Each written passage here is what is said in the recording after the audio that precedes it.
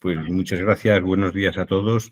Encantado de estar aquí con todos vosotros, por supuesto, a pesar de la incomodidad que produce hablar por online. Nos acostumbramos durante la pandemia, pero a mí ahora se me hace muy cuesta arriba tener que estar hablando a distancia con la gente. Y yo comprendo que para todos vosotros es un esfuerzo adicional. Es decir, yo cuando tengo reuniones online, la cabeza se me va, se me desconecta. Y además está rodeado de toda clase de tentaciones y entonces es muy fácil con el ordenador empezar a hacer cualquier cosa que no tiene nada que ver con lo que nos trae aquí, ¿no? Voy a intentar llevarlo lo mejor posible y voy a hablar en los siguientes 45 o 50 minutos sobre el tema que me pidió Coscu, que es la crisis de la intermediación. ¿Qué consecuencias políticas y sociales tiene esto? Para ello voy a compartir con todos vosotros una presentación. Entonces, mientras esté la presentación activada, yo no os veré. Podéis hacer lo que os dé la gana, que no me daré cuenta de nada, me parece. Voy a compartir la pantalla. Y ahora, aquí.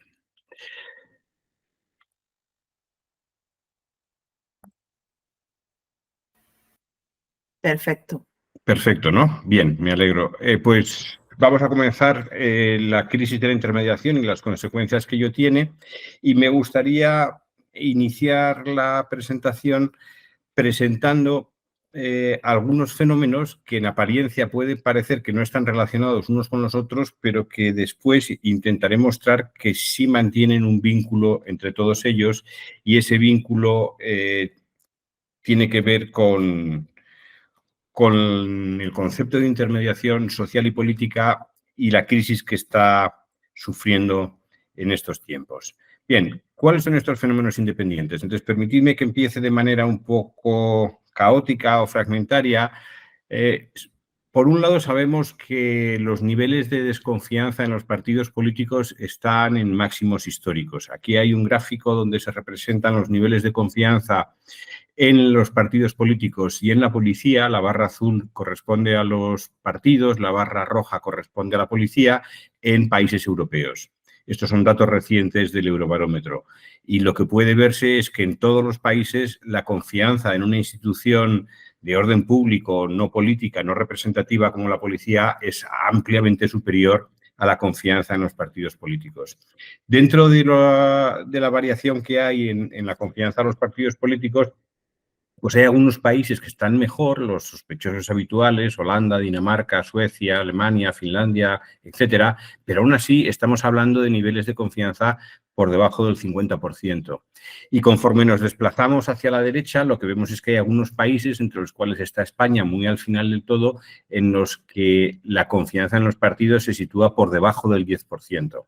Es decir, que aquellas instituciones o aquellos actores que se supone que tienen que desempeñar el papel de intermediación de intereses económicos, sociales, culturales, etcétera, están en estos momentos bajo una sospecha generalizada. Esto se manifiesta en la crisis de los sistemas de partidos en múltiples países europeos. En Francia, el sistema de partidos ha reventado enteramente, es decir, ha desaparecido el Partido Socialista francés, pero ha desaparecido también la derecha gaullista tradicional de la Quinta República. Y hoy los partidos dominantes son la Francia insumisa de Mélenchon y también la Agrupación Nacional de Le Pen. En Italia, el sistema reventó en los años 90 con el surgimiento de Berlusconi y desde entonces no se ha estabilizado. Es decir, hemos asistido a una sucesión constante de partidos nuevos que desafían a los partidos anteriores y el sistema no consigue tener una especie de orden interno que pueda organizar la representación de intereses. En España, durante la última década, han surgido partidos nuevos, Podemos, ahora Sumar, Ciudadanos, Vox, algunos han desaparecido ya, otros están todavía compitiendo con los partidos tradicionales y el sistema claramente se ha fragmentado, aunque en líneas generales más o menos ha sobrevivido y se observa una cierta recuperación con respecto a los mínimos del bipartidismo hace unos años. En Grecia es bien sabido que el Partido Socialdemócrata, el PASOK, se hundió y fue reemplazado por Syriza. En Holanda el Partido Laborista se ha hundido completamente y sobrevive gracias a una coalición con el Partido Verde. En Alemania, los dos grandes partidos, la CDU y la SPD, están también en mínimos históricos y tienen diferentes competidores. Entonces, esto es un fenómeno bastante generalizado. Además, observamos lo que podemos llamar sucesos raros o improbables que, sin embargo, se dan con desconcertante frecuencia. Aquí tenemos ejemplos. Tenemos el surgimiento de un partido de extrema derecha en Alemania como Alternativa por Alemania. Tenemos al excéntrico Milei con su motosierra, el autobús del Brexit con bulos que hoy mismo que en la actualidad sus promotores han reconocido que eran mentiras, el asalto al Congreso en Estados Unidos, la elección de Bolsonaro, la elección de Trump. Todo esto son fenómenos que hace 15 años hubieran parecido impensables, hubieran parecido política ficción y, sin embargo, nos estamos acostumbrando a que se den con cierta regularidad. Lo mismo podríamos decir del auge de la extrema derecha en Europa Occidental. Aquí tenemos todos los países de Europa Occidental desde los años 80 y lo que observamos es que es una tendencia bastante regular, es decir, que hay un crecimiento de fondo que, con una pequeña excepción a comienzos del siglo, entre 2000 y 2004, pero quitando esa pequeña excepción, claramente es posible establecer una línea recta de crecimiento que muestra que algo dejó de funcionar en la democracia representativa tradicional que ha permitido esta expansión de los partidos de extrema derecha. Por cierto, me gustaría señalar aquí, aunque no es el motivo que hoy nos trae, que viendo este gráfico, que son más de 40 años de datos, no se aprecia que la subida de la extrema derecha se deba tanto a la gran crisis económica de 2007-2008. La tendencia desde los años 80 es más o menos constante. Quizá la crisis haya acelerado un poco este crecimiento, pero claramente el crecimiento ya se había iniciado mucho antes de la crisis económica y, por lo tanto, reducir la expansión de la extrema derecha solamente a la gran crisis de 2008, yo creo que no funciona desde un punto de vista explicativo, es decir, realmente no permite entender esta tasa de crecimiento que estoy representando aquí. A la vez, asistimos al auge de teorías conspirativas. Los vemos por todas partes. La gente que se opone a las vacunas, la gente que se opone a las mascarillas, todos estos que piensan que los poderes pueden instalarnos un chip dentro de nuestro organismo para controlarnos, los terraplanistas que aparecen ahí haciendo ese gesto característico suyo de que la Tierra es plana.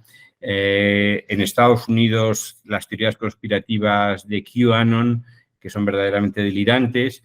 Todo esto ha crecido de manera un tanto imprevista porque nadie era capaz de anticipar que esto iba a suceder con los niveles de información y de acceso a los datos más altos de la historia de la humanidad probablemente, y sin embargo observamos cómo todos estos fenómenos se extienden en sociedades muy distintas.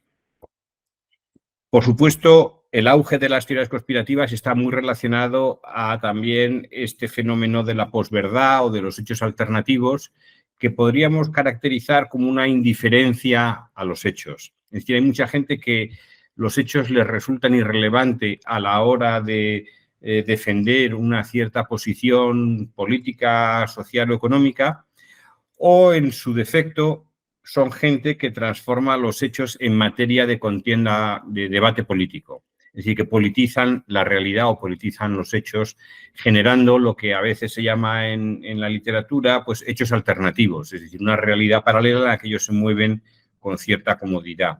Este fenómeno a veces adquiere formas extremas, como en Estados Unidos entre los seguidores de Donald Trump, que están convencidos de que ha habido un robo electoral a escala masiva, ha habido un fraude gigantesco que ha impedido a Trump continuar como presidente de los Estados Unidos.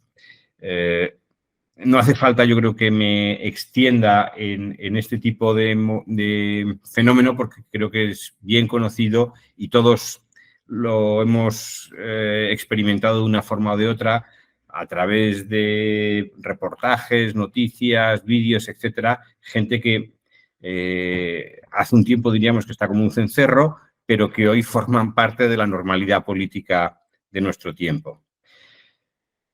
Este auge de las teorías conspirativas y de la posverdad no sería posible sin una crisis profunda de los medios de comunicación tradicionales que, como luego intentaré argumentar, son mediadores fundamentales dentro de un sistema democrático. Aquí tenemos los niveles de confianza en las noticias en múltiples países. Hay países que están bien, de nuevo son muchos de los países que cabía esperar, aunque también hay aquí algunas sorpresas. Por ejemplo, Portugal está muy alto en confianza en las noticias. España está muy bajo, está en un 33%. Estos son datos de 2022. Y, en general, la media de todos los países en los que se ha podido hacer encuestas sobre confianza en los medios y en las noticias muestra que la confianza está baja, no tan baja como en los partidos políticos, pero la media se sitúa en el 40%. Si miramos los datos de España con un poco más de detalle, pues lo que se observa en el último año para el que tenemos datos, en 2023, que hay un 40% de gente que no confía en las noticias que recibe a través de los medios y hay un 27% que no está, que está en un terreno intermedio y solo el 33% tiene confianza. La evolución es mala, como se puede ver, la parte roja, el área roja de cada segmento, desde el año 2015 hasta el 2023, ha ido agrandándose. Conforme se abre esta brecha entre medios y sociedad, el espacio para conspiraciones, hechos alternativos, posverdad, es cada vez mayor, por supuesto. Bien, ¿hay alguna relación entre todos estos fenómenos que he señalado hasta el momento? Pues en el debate público, en los medios de comunicación, en muchos foros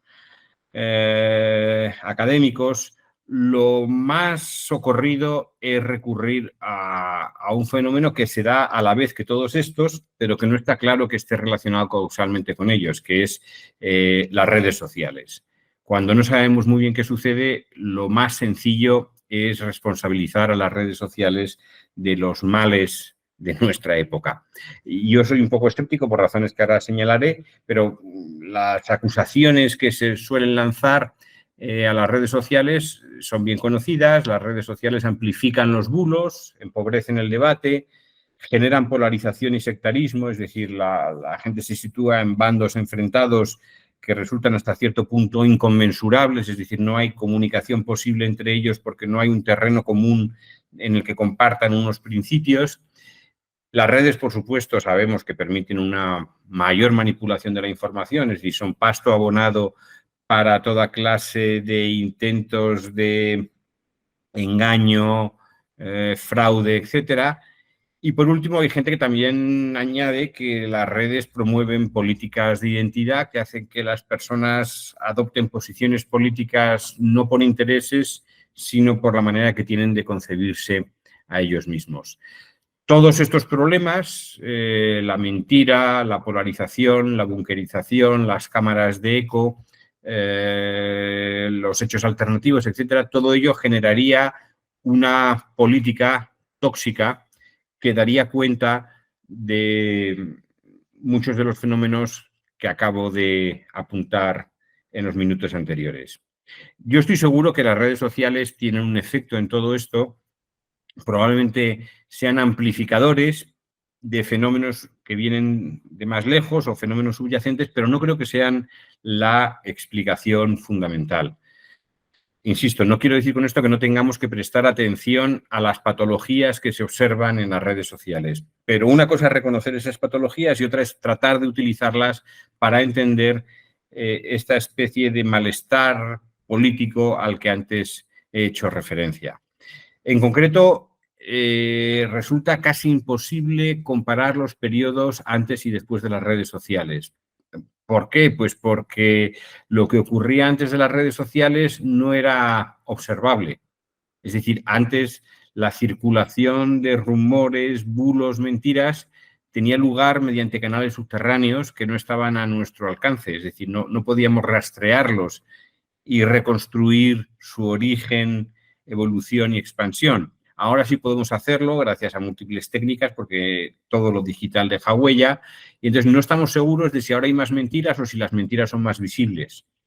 Y no sabemos si las redes sociales son un síntoma de algo más básico o son una causa.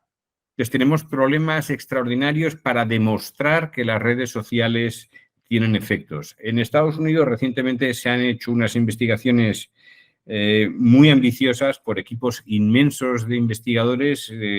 Son trabajos que tienen más de 40 autores cada uno, en el que se mezclan ingenieros, expertos en datos, sociólogos, politólogos, economistas, tratando de aislar los efectos de las redes sociales en las campañas electorales de Norteamérica y no han sido capaces de aislar efectos específicos de las redes sociales sobre las actitudes y comportamientos de las personas investigadas. Esto no se ha hecho a través de encuestas, se ha hecho sobre todo a través de Facebook, donde se ha tenido acceso al comportamiento de millones de personas y a esas personas además se les ha realizado preguntas antes y después de ciertos tratamientos en la información que recibían y la conclusión, de momento, la conclusión es que no se detectan efectos específicos de cierta magnitud, lo cual es un poco descorazonador para todos aquellos que creen que las redes sociales son la clave de este asunto. Bien, en lugar de centrarme en las redes sociales, que quizá después podamos decir algo en el debate que tengamos, en las preguntas y respuestas que pueda haber, quisiera explorar una explicación alternativa basada en la idea de que los procesos de intermediación clásicos se encuentran en crisis. Esta es la tesis fuerte que quisiera compartir con vosotros y someter a vuestra consideración y, por supuesto, estaré encantado de escuchar objeciones, críticas que puedan matizar o invalidar algunas de las cosas que me gustaría presentar aquí. Creo que se está produciendo una erosión fuerte de las estructuras y de los agentes de intermediación, no solo en el ámbito político, no solo en el ámbito de la comunicación, sino más en general en la vida social. Este proceso de desgaste afecta sobre todo a lo que podríamos llamar formas verticales de intermediación frente a las formas descentralizadas u horizontales de intermediación que se están extendiendo a toda velocidad y están ganando posiciones en múltiples esferas de la sociedad con ventajas y con inconvenientes. Realmente los tipos de intermediación alternativa que están surgiendo están en una fase todavía muy inicial y tienen rasgos claramente disfuncionales, pero tienen otros rasgos que también son interesantes y que se pueden apreciar y explotar en el futuro para potenciarlos. Entonces, me gustaría hablar ahora con un poco más de calma de qué es la intermediación social y por qué está en crisis. Bien, la intermediación social es un concepto bastante abstracto e inasible, no es fácil de definir. Cuando descendemos a los ejemplos, es evidente de lo que estamos hablando, pero cuando tratamos de teorizarlo o de sistematizarlo, surgen todo tipo de dificultades. Aquí traigo una definición completamente minimalista. Y yo diría que la intermediación social puede caracterizarse como una intervención de terceras partes sin capacidad de imposición, es decir, sin poder vinculante, para hacer posibles interacciones que sin la intermediación fracasarían. El derecho es también la intervención de una tercera parte en todas las interacciones sociales, pero con capacidad vinculante. Es decir, las decisiones, las mediaciones que realizan los tribunales, los jueces, tienen capacidad vinculante y, por tanto, yo creo que no pertenecen a la esfera de la intermediación. En la esfera de la intermediación tenemos estructuras y agentes que posibilitan cosas, pero no las fuerzan, no obligan a realizar un cierto curso de acción.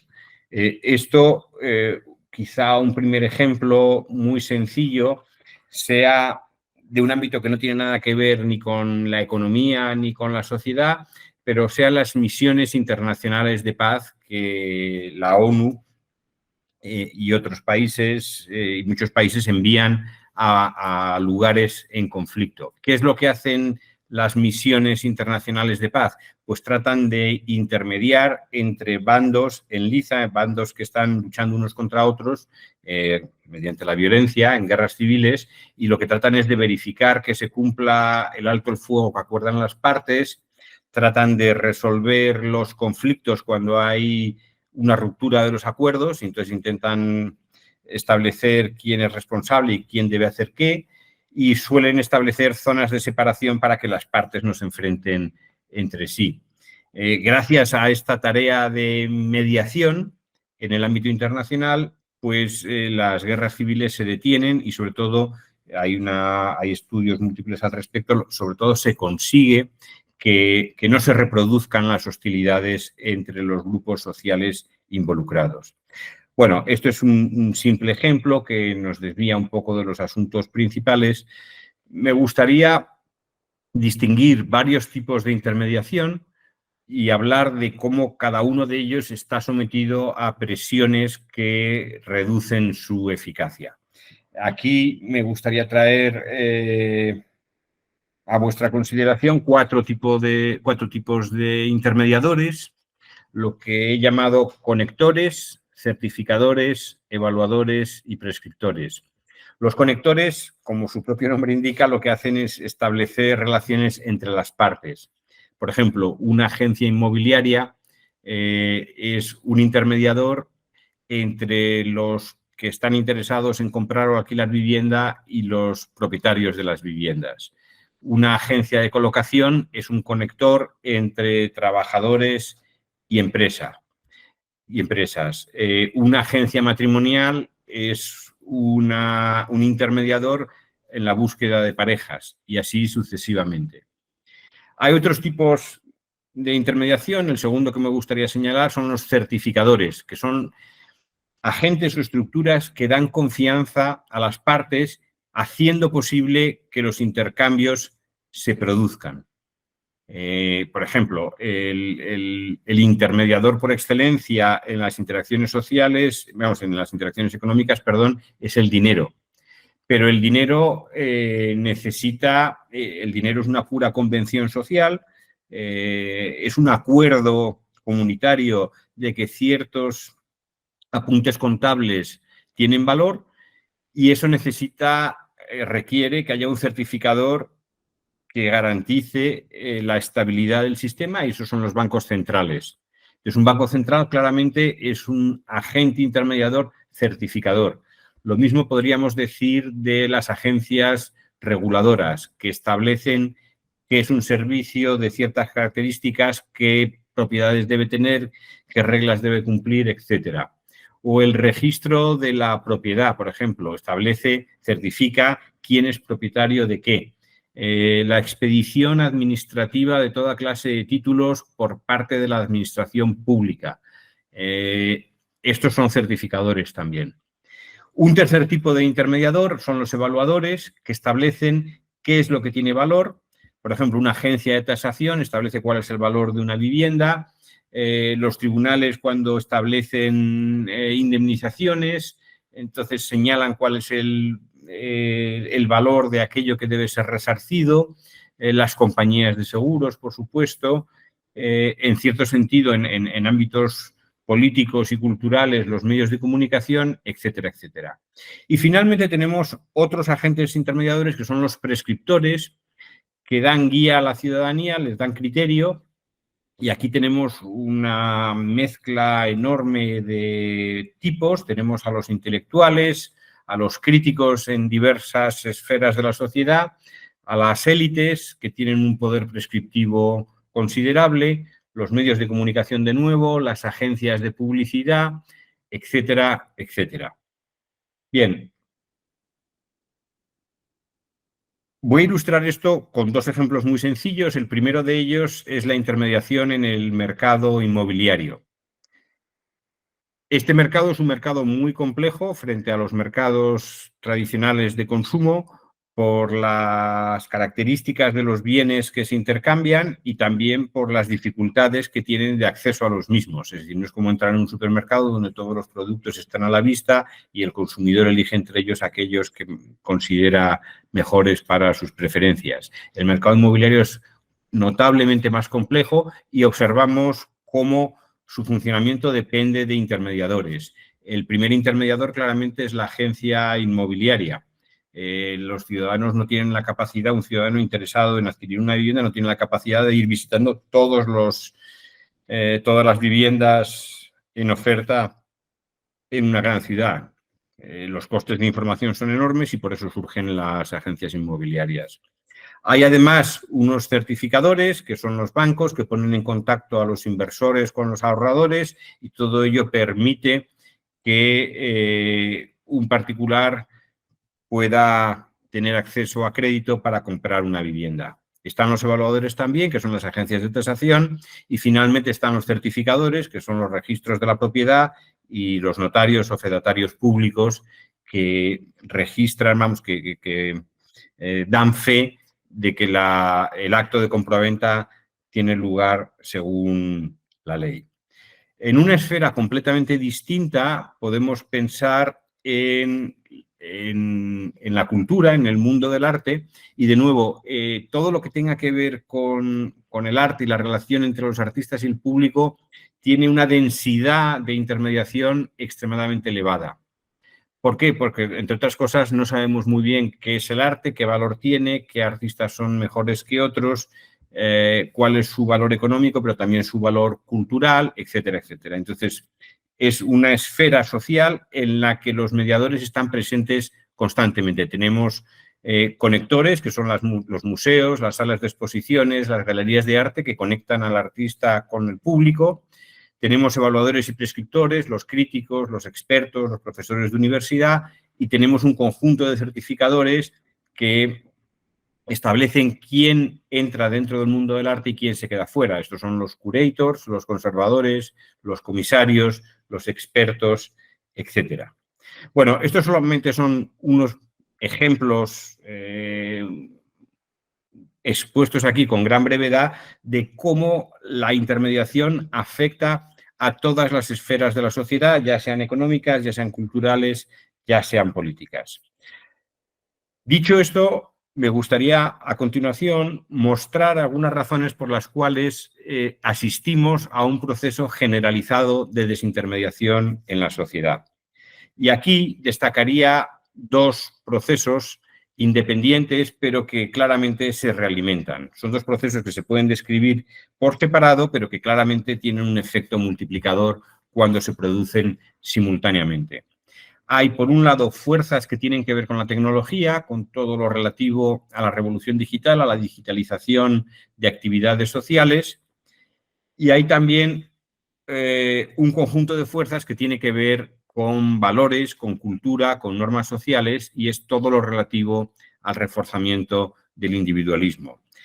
La tesis que quiero defender aquí es que la combinación de digitalización y niveles cada vez mayores de individualismo producen unas condiciones en el conjunto de la sociedad que favorecen los procesos de desintermediación. En el caso de la digitalización, ¿en qué estoy pensando? Bueno, en el caso de los conectores, surgen desde el ámbito digital servicios que claramente vuelven redundantes muchos de los intermediadores tradicionales. Las páginas de vuelos, de vuelos aéreos frente a las agencias de viajes tradicionales. Airbnb frente a los hoteles tradicionales. Los portales de Internet de viviendas frente a las agencias inmobiliarias tradicionales. El software de traducción frente a los traductores. Los traductores son intermediadores entre lenguas. Lo que hacen es conectar unas lenguas con otras. Bueno, esto ya prácticamente en en gran medida ya se puede realizar gracias a la inteligencia artificial. El surgimiento de entidades financieras no bancarias frente a las entidades bancarias tradicionales, es decir, las compañías de seguros, fondos de pensiones, sociedades de inversión que tienen poder financiero enorme y que en muchos sentidos reemplazan parte de los servicios que realizaban las entidades bancarias clásicas. Por supuesto, las redes sociales frente a los medios de comunicación. La existencia de conectores digitales más o menos espontáneos, no regulados y que van de abajo arriba, no son iniciativas del Estado, están produciendo un desgaste enorme sobre los conectores tradicionales. En el caso de los certificadores, estamos todavía a las puertas de un proceso de cambio que todos los expertos coinciden en que será muy profundo, que es el uso de la tecnología blockchain para conseguir certificaciones no centralizadas. El caso más inquietante hasta el momento es la aparición de las criptomonedas, que son medios de cambio que no cuentan con el apoyo de los bancos centrales como certificador clásico. Ha habido muchos expertos que han vaticinado que las criptomonedas explotarán como un fenómeno especulativo similar a los tulipanes holandeses en el siglo XVII, pero el hecho es que aunque tenga gran volatilidad y haya fluctuaciones muy fuertes, las criptomonedas no han desaparecido de momento y siguen ganando posiciones en muchos lugares. En este país un tanto excéntrico que es El Salvador ahora mismo, Bukele está promoviendo el uso de criptomonedas como un medio lícito de pago para servicios y bienes distintos en el país. Todo lo que tenga que ver además con la certificación de compraventas, títulos de propiedad, títulos académicos, es decir, servicios enormes y fundamentales que hoy por hoy realiza la administración pública, parece que pueden ser reemplazados por tecnología blockchain que es completamente descentralizada. El anterior rector de mi universidad, de hecho, ya había hecho sus cálculos sobre cuánto podría ahorrarse en la administración de la universidad si toda la expedición de títulos, que es extremadamente costosa y fatigosa, fuera reemplazada por una tecnología que ya se puede utilizar en este sentido. En el caso de los evaluadores, yo creo que es donde se dan las consecuencias más dramáticas. Estamos asistiendo a una revolución de los usuarios en el que los usuarios de Internet se guían más por lo que otros usuarios opinan que por las opiniones de los expertos. Entonces surgen plataformas de cine frente a los críticos. Es muy divertido ver cuáles son las 10 películas de mayor calidad de acuerdo con usuarios de Internet y las 10 películas de mayor calidad de acuerdo con los grandes críticos de cine. La correlación es cero. No hay ni una sola de los 10 críticos, de las 10 mejores películas de la historia elegidas por los críticos que coincidan con las películas elegidas por los usuarios en Internet, por los propios ciudadanos. Esto da lugar a que todos los servicios que se ofrecen digitalmente estén sometidos hoy a la evaluación no de expertos, sino de usuarios, es decir, restaurantes, hoteles, líneas aéreas, servicios online, todo esto está sometido, clínicas, hospitales, etcétera, universidades, todo está sometido en estos momentos a las evaluaciones espontáneas que dejan los usuarios en las páginas web, ¿no? En Internet. Y, por supuesto, surgen buscadores automáticos frente a las agencias que tratan de clasificar los distintos servicios que se ofrecen desde la red. Ahora tenemos buscadores automáticos que nos permiten discriminar con mucha más eficacia. Finalmente, el cuarto tipo de intermediador, los prescriptores. Bueno, pues antiguamente teníamos a unos señores, casi siempre hombres, que eran los críticos, que estaban instalados en medios de comunicación y que utilizaban su prestigio para prescribir lecturas, películas, música, restaurantes, ocio en general, y hoy han sido reemplazados por unos actores que a mí me desconciertan muchísimo por mi edad, pero que son estos influencers, bloggers, youtubers, que tienen una capacidad enorme para dirigir la demanda y la opinión de grandes masas de usuarios de Internet.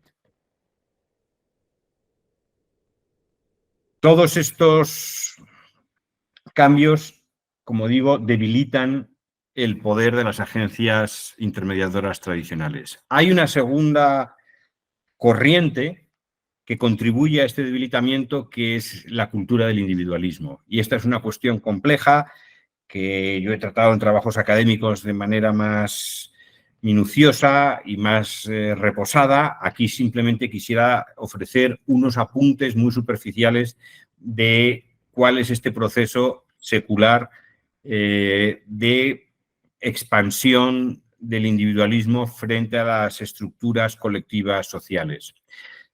Los antecedentes están claros. Sabemos que antes del surgimiento de la Edad Moderna, la vida de las personas estaba marcada por la segmentación, por el localismo. Cada uno pertenecía a su municipio, tenía muy poco contacto con la gente de municipios distantes. Mucha gente no salía jamás de su pueblo. Y dentro de su pueblo, pues la vida estaba totalmente segmentada por jerarquías que establecían la iglesia, la corporación, el gremio, la nobleza, etcétera. En aquellos tiempos el individuo evidentemente carecía de autonomía personal.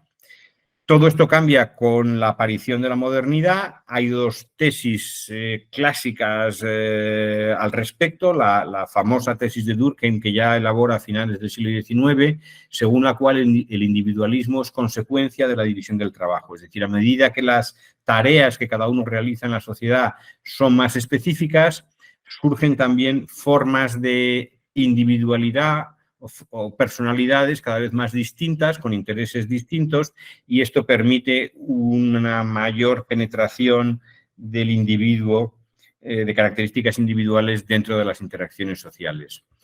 Joseph Henry, el profesor actual en la Universidad de Harvard, que ha escrito ampliamente sobre esto, tiene una idea diferente sobre el crecimiento del individualismo en nuestras sociedades. Él lo atribuye al debilitamiento de los lazos familiares tradicionales, que se remontan, a su juicio, a las prohibiciones medievales de la Iglesia Católica de los matrimonios consanguíneos. Una vez que las familias se hacen más pequeñas porque se rompen los vínculos de sangre de las grandes familias y se forman núcleos más reducidos, se crean espacios mayores para el surgimiento de individualidad, y esto en Occidente ya no tiene freno, va a continuar sin límite y se va extendiendo además al resto de países bajo la influencia cultural de Occidente. El momento clave aquí es para Henry y para muchos autores la Revolución Protestante, porque la Revolución Protestante en el siglo XVI lo que hace es prescindir del gran intermediador durante siglos de la vida europea, que fue la Iglesia Católica, la Iglesia Romana, que era el intermediador entre los creyentes y Dios. Es decir, la religión estructuraba el conjunto de la vida social, y lo que hace el protestantismo es considerar que se puede establecer una relación directa entre el creyente y la divinidad y prescindir del intermediador, que es la jerarquía de la Iglesia Católica. En palabras del gran teórico de la historia de las ideas políticas, que es Quentin Skinner, Lutero lo que hace es defender la creencia en la capacidad de toda alma individual para relacionarse con Dios sin intermediador alguno. Y él mismo utiliza este término de intermediador, que es crucial en este contexto. Los países de la Contrarreforma, entre los que se incluyen España, Italia, Portugal, etcétera, quedan al margen de esta revolución del individualismo en el siglo XVI, pero inevitablemente se contagian de la misma, y aunque con retraso, van a remolque de lo que sucede en los países del norte de Europa. El desarrollo del nacionalismo, el desarrollo de la política a escala nacional, en la que todos los individuos son iguales ante la ley, promueve además esta cultura del individualismo, que adquiere una institucionalización internacional después de la Segunda Guerra Mundial, con la Declaración Universal de los Derechos Humanos, en los que se consagran los derechos de los individuos. Esto produce una sustitución de la cultura del honor por la cultura de la dignidad, como ha escrito con gran detenimiento Steven Pinker. Es decir, todos los seres humanos son igualmente dignos, todas las vidas merecen protección y el honor, que era antes el principal motivador de interacciones sociales, queda marginado, queda relegado en esta fase nueva de la modernidad. Bien, en nuestra época la cultura del individualismo se asocia a lo que se llama la revolución de los valores postmaterialistas, es decir, la gente tiene garantizados en las sociedades avanzadas, tiene garantizadas sus necesidades materiales hasta cierto punto, hay grandes desigualdades sociales, pero la preocupación cotidiana por la supervivencia está más o menos resuelta y esto permite que surjan valores postmaterialistas en los que la ideología desempeña un papel protagonista. Esto significa que la política ya no trata solo de lo material, sino que trata también de asuntos morales y culturales que cobran una importancia cada vez mayor. Y por eso se producen en todos los países avanzados las guerras culturales a partir de los años 70 que ocupan espacios protagonistas en la política de nuestro tiempo.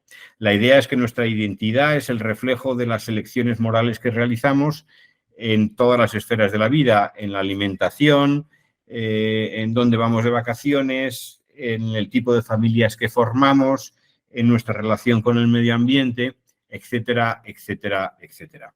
Por supuesto, esta eclosión de valores postmaterialistas tiene también una dimensión asociada al neoliberalismo, que es la versión más patológica o más extremista del individualismo, en el que se considera que el consumidor es soberano, que la vida es un proyecto de emprendimiento en el que los individuos tenemos que estar empoderados y autoexplotarnos al máximo para rendir todo lo posible en ese proyecto de emprendimiento. Esta es una versión caricaturizada, pero creo que resume, más o menos, resume cuáles son las aspiraciones del individualismo más neoliberal que tenemos hoy delante de nuestras narices en múltiples formas de interacción. Bien, estas dos fuerzas, la digitalización y el individualismo, producen una crisis de la intermediación.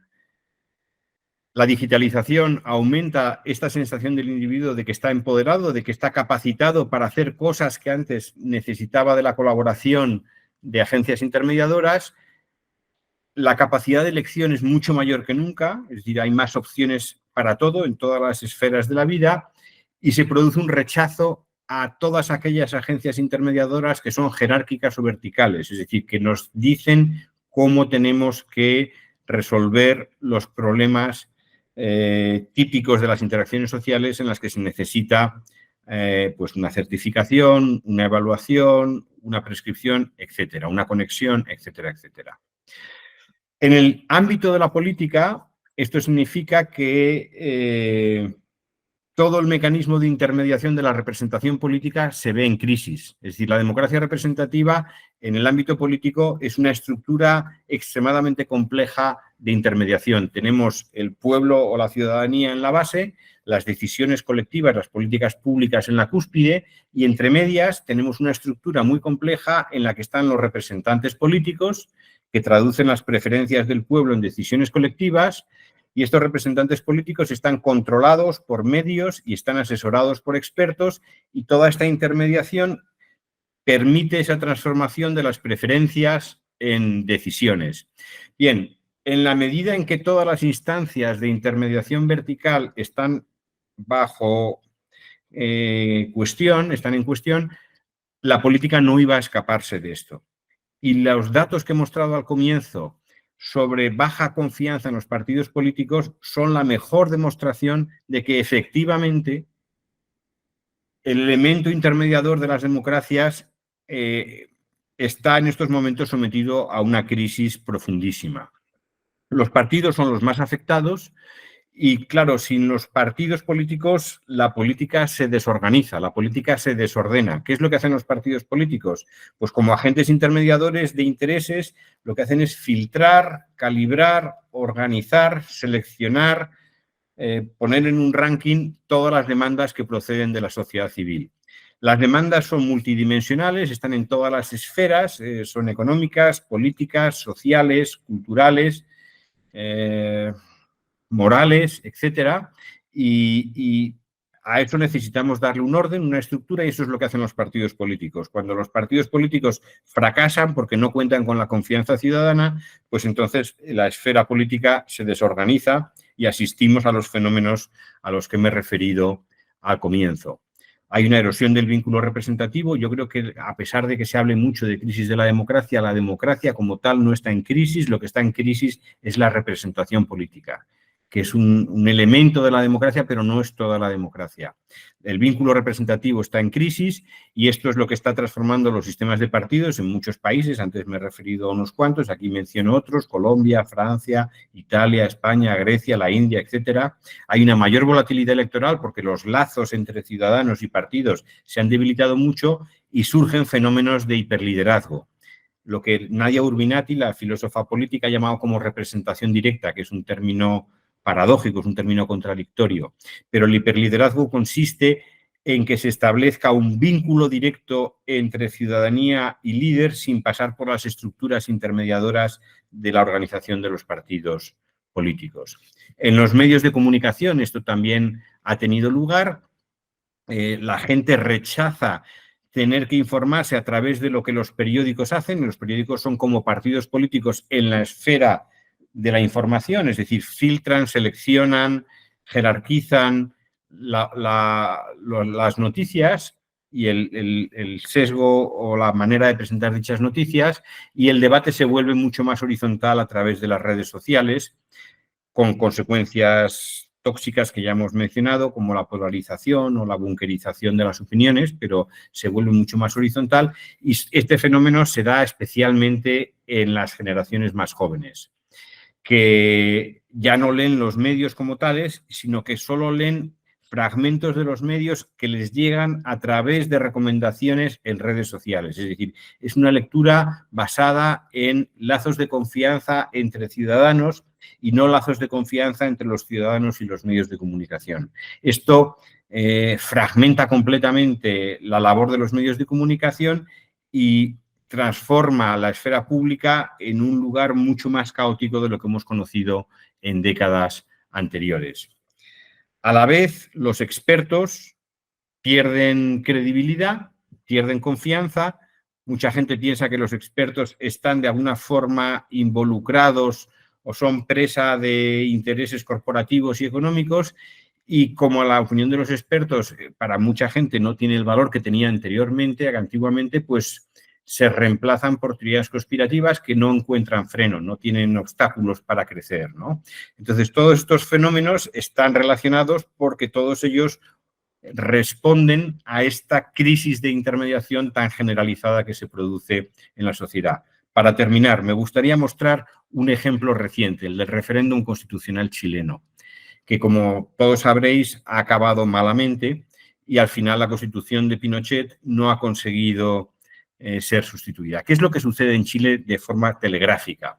Bueno, una acumulación de desigualdades económicas tremenda a lo largo de muchos años de gobiernos con inspiración neoliberal en la economía genera una explosión de la protesta en el año 2019. Una protesta espontánea, una protesta popular, imprevista completamente, muy poco articulada y con formas de autoorganización improvisadas. Un poco a la manera de nuestro 15M, pero a una escala mayor, porque se producen movilizaciones, algunas de ellas bastante contundentes, a diario durante varias semanas. Los partidos se sienten completamente incapaces de responder a lo que está sucediendo y tratan de encontrar una salida convocando una convención constitucional mediante un referéndum que tiene lugar en octubre de 2020. Es decir, intentan ofrecer una reforma constitucional como respuesta a las desigualdades acumuladas durante décadas y las insatisfacciones que esas desigualdades habían generado.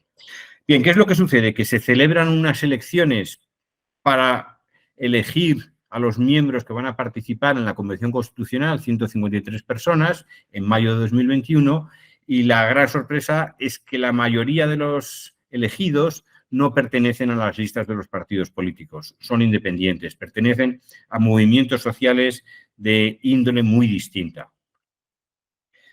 Se realiza una reforma de la Constitución, pero los partidos, en la medida en que han quedado en una posición minoritaria en dicha convención, no se comprometen con la aprobación del proyecto saliente y el referéndum fracasa en septiembre del 22. A continuación, se produce otro intento, ahora un intento conservador de reforma constitucional que tampoco consigue una mayoría social. Bien, ¿qué tiene esto que ver con la intermediación? Evidentemente, el hecho de que los partidos hayan perdido el protagonismo y hayan sido reemplazados por movimientos sociales tiene algunas virtudes porque permite llevar a la Constitución demandas que los partidos no habían querido procesar, pero genera una desorganización del debate político en el que es imposible construir mayorías, porque la construcción de mayorías se ha realizado siempre a través de un agente intermediador como el partido político. La ausencia de partidos políticos en este proceso de reforma constitucional ha llevado a un callejón sin salida en el caso chileno. ¿Qué podemos plantear como reflexión final? Pues aquí siento decepcionaros a todos, pero estamos en un momento de cambio profundo, estamos en una transición hacia formas novedosas de organización social y resulta prácticamente imposible anticipar a dónde nos lleva esto. Sabemos que las formas de intermediación que son necesarias para la vida social ya no van a ser tan verticales como lo han sido hasta ahora, están siendo reemplazadas por formas horizontales de intermediación en el que, curiosamente, la sociedad civil gana presencia frente a los agentes intermediadores tradicionales. ¿Cuál vaya a ser el impacto para la democracia representativa? No lo sabemos todavía. Mi impresión es que el ideal democrático como tal, es decir, la idea de que la política tiene que responder a las preferencias de los ciudadanos, se va a mantener. Esto no está en cuestión en casi ningún país. Las encuestas de opinión pública lo demuestran, pero el mecanismo a través del cual se producía el ideal democrático, se realizaba el ideal democrático, que era la representación política, eso no está funcionando. Llevamos con una crisis de representación relativamente larga y esto nos obliga a repensar en una democracia con mecanismos representativos distintos o sin representación. Pero es a lo que nos conduce estas tendencias sociales y creo que este momento de cambio o de cuestionamiento de la intermediación política tradicional es lo que explica el conjunto de fenómenos a los que he hecho alusión al comienzo de mi presentación, que podían parecer independientes unos de otros, es decir, el desorden político, el surgimiento de teorías conspirativas, la crisis de los modelos de comunicación tradicional, etcétera. Todo esto forma parte de una constelación común en la cual el denominador subyacente tiene que ver con este proceso de desgaste de las instancias tradicionales de intermediación. Y lo dejo aquí porque me he enrollado un poco más de la cuenta, yo creo, pero bueno, han sido 50 minutos. Espero que esto haya podido despertar algún interés y que ahora podamos intercambiar algunos puntos de vista al respecto. Muchas gracias. Gracias, Pacho. Espero haber conseguido recuperar la conexión, la intermediación sonora. ¿Sí? Bien. Oye, muchas gracias. Sinceramente, creo que cumplidos los objetivos de intentar plantear en términos racionales la crisis de la intermediación en general y más específicamente la política, te iba a pedir si en la medida de lo posible, y antes de dar paso a las preguntas que se ha abierto ya el turno de palabras y así, si pudieras profundizar en algunas cosas. Yo estoy convencido que los y las sindicalistas que están en la sala se han sentido aludidos e interpelados por tus reflexiones, porque si hay crisis de la intermediación en general, sería casi milagroso que eso no afectara a la estructura de mediación que es el sindicalismo, ¿no? Pero eso lo dejo para sus intervenciones. Creo que me gustaría destacar, espero que no haya pasado desapercibido, lo útil del enfoque de tu hipótesis, porque has huido de las explicaciones tradicionalmente moralistas de crisis de la intermediación, ¿no? Especialmente en relación a partidos políticos, ¿no? casi judeocristianas, ¿no? La culpa, ¿eh? Y en cambio ha sido a analizar las causas, los razonamientos de naturaleza materiales, ¿no? Los sospechosos habituales de todos los grandes cambios, las innovaciones tecnológicas y acompañadas claramente de factores culturales e ideológicos. El individualismo, que incorpora no solo el individuo absolutamente potente que lo puede todo, sino la impugnación de todos los espacios colectivos.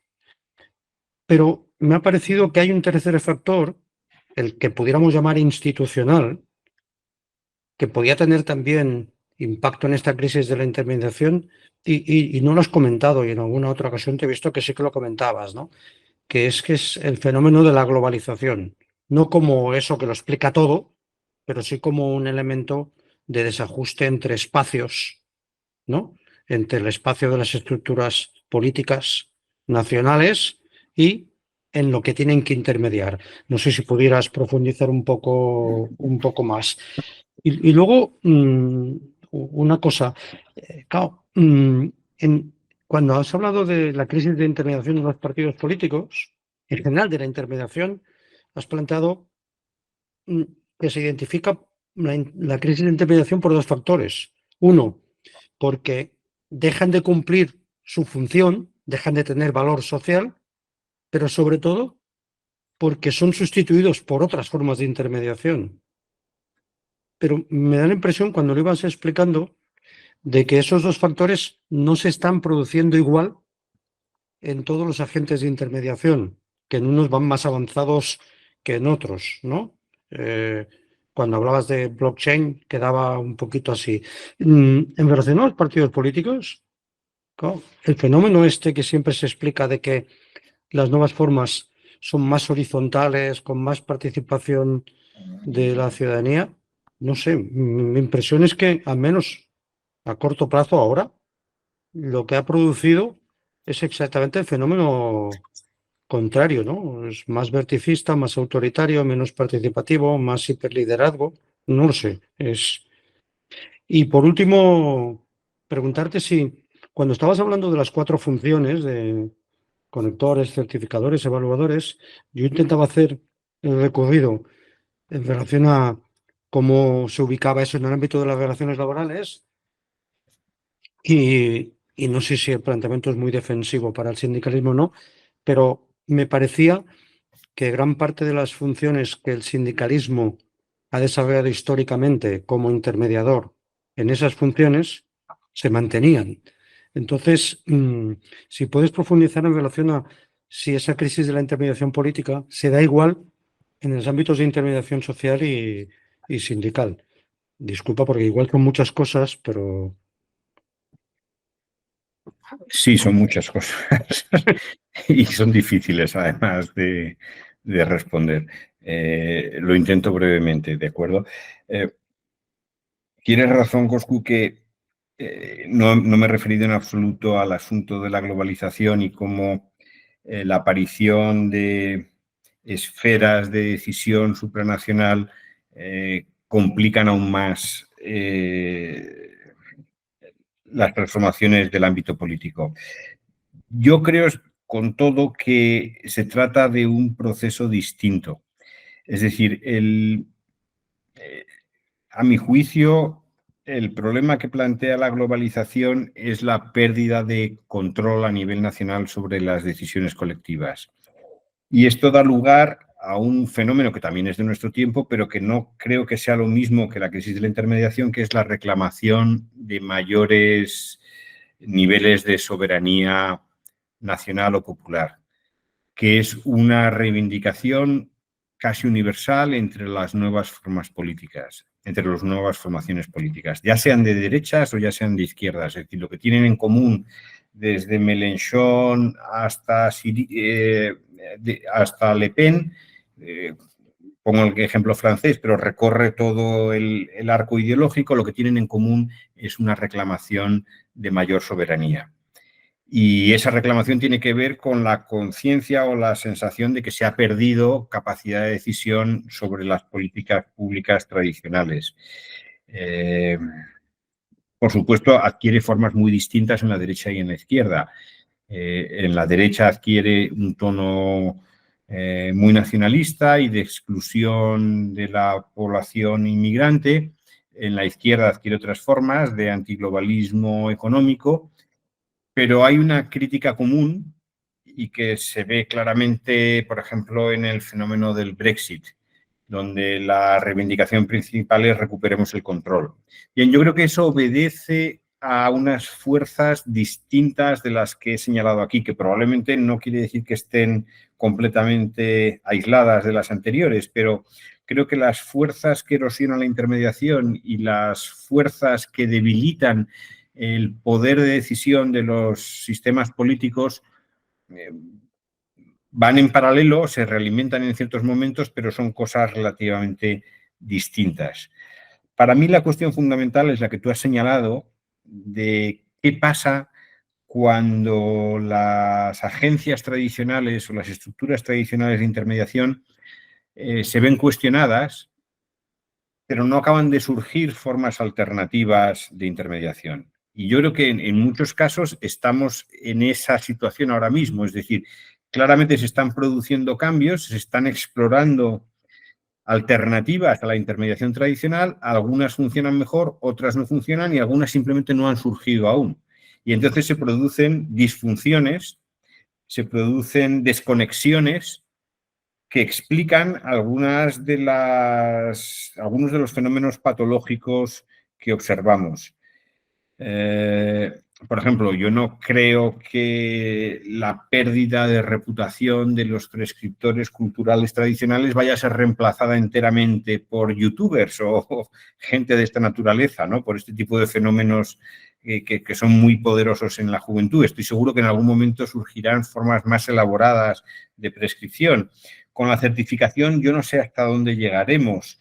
Entonces aquí hay preocupaciones, pero también hay esperanzas. Es decir, hay incertidumbres porque no sabemos cómo va a evolucionar eso, pero también hay esperanzas en el sentido de que poco a poco puedan ir surgiendo formas de organización en la sociedad civil que reemplacen algunas de los modos tradicionales de intermediación. Sé que esto suena extremadamente vago, pero no soy capaz de concretarlo mucho más en estos momentos. En el caso de los partidos políticos que tú mencionabas, yo no creo que se hayan vuelto más jerárquicos. Es decir, lo que se ha producido es una reducción o una minimización del aparato burocrático del partido en beneficio del líder. Pero la relación entre el líder y sus seguidores es una relación que no es, a mi juicio, jerárquica, no es una relación autoritaria, sino que el líder se presenta o el líder fuerte se presenta ante sus seguidores como una emanación o una encarnación de esos seguidores. Es decir, se presenta como un ejemplo más o menos perfecto de lo que ellos tienen en común como identidad política y que le representan un grado máximo. Y eso es la idea paradójica que establece Urbinati de representación directa frente a la representación política tradicional, que siempre ha sido indirecta.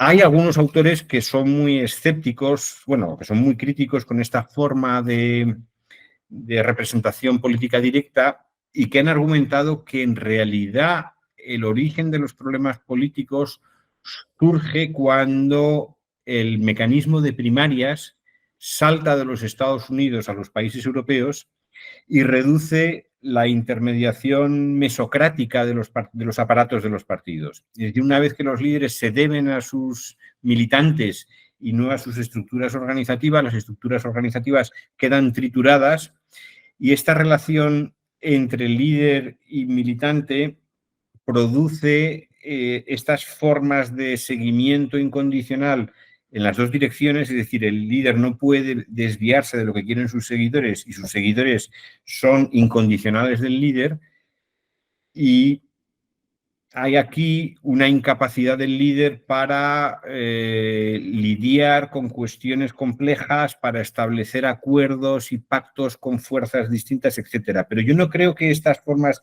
de hiperliderazgo sean verticales.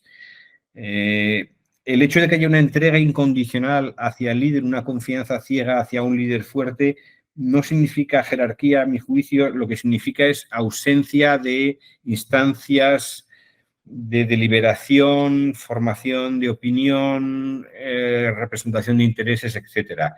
Y por eso creo que los partidos nuevos construidos en torno a estos liderazgos fuertes son quizá una manifestación de la incertidumbre con la que trabajamos cuando las estructuras clásicas desaparecen.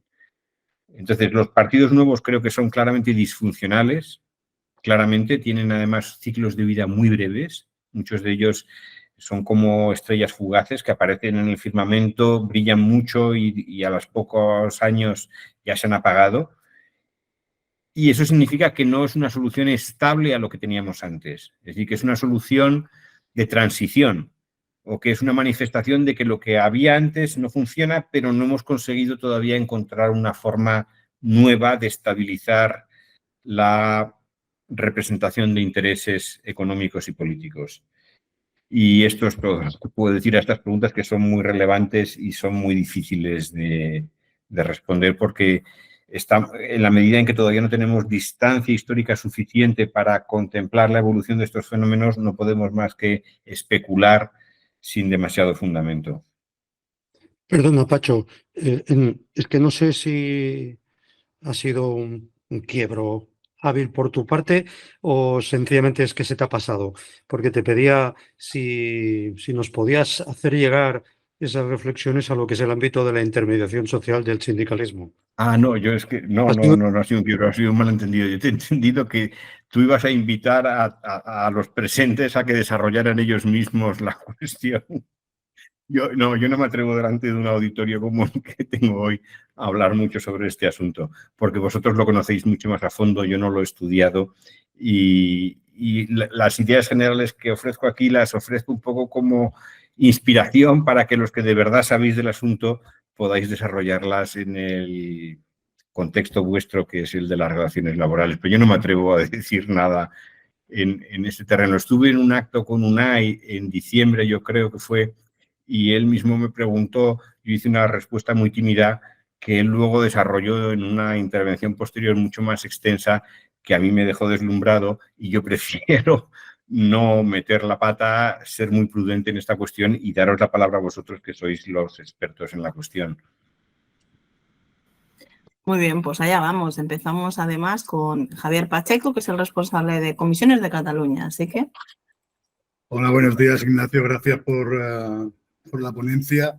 Y bueno, a mí me ha despertado el espíritu provocador en el debate interno, porque claro, la lectura, sobre todo, siguiendo el análisis del relato y aterrizando en las reflexiones finales, me lleva a pensar en un papel del sindicato como agente de intermediación, donde tiene que hacer una profunda renovación que saltaría probablemente todos los resortes internos de nuestra organización, porque claro, si tenemos que articular hacia futuro una organización horizontal donde los espacios verticales de intermediación se reconocen en crisis, pues fíjate cómo estamos organizados nosotros, ¿no? Es decir, con como mínimo 13 espacios verticales funcionando continuamente en cada territorio, y eso multiplicado por los 17 territorios que tenemos en la organización. Yo le decía en un mensaje a Unai, así de cachondeo, digo, ala, ya podemos proponer cargarnos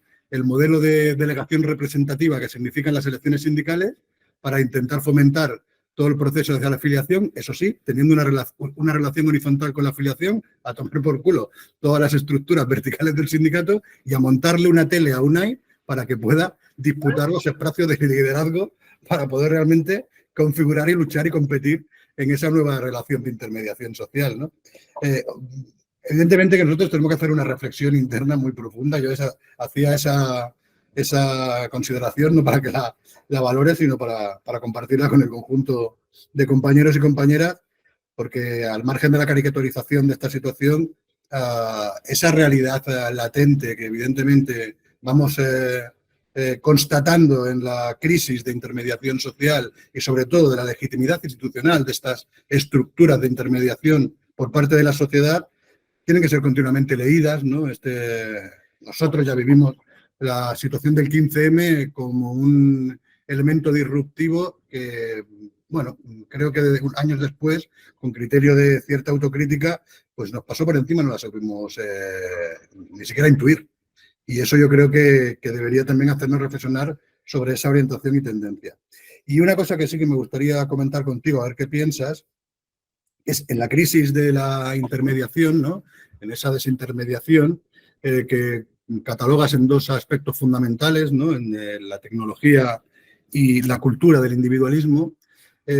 Yo he hecho faltar, y me sorprende, la configuración de del perfil demográfico de los flujos de cambio que está sufriendo la población, ¿no? A diferentes ámbitos, de carácter global, pero me sorprende más aún en los ámbitos de nuestro entorno europeo, sobre todo en España, donde toda esa disrupción cultural que significa todas estas incorporaciones de nuevas relaciones entre las personas para poder disputar el poder y el pueblo, ¿no? La relación entre poder y pueblo, con esta realidad actual, me sorprende, ¿no? Que una población que mayoritariamente va a tener una cultura generacional con un peso muy importante todavía, que ha tenido una relación preexistente con los estamentos de intermediación tradicional, es decir, vayamos hacia un escenario, ¿no? de crisis abierta en este sentido. A mí esa relación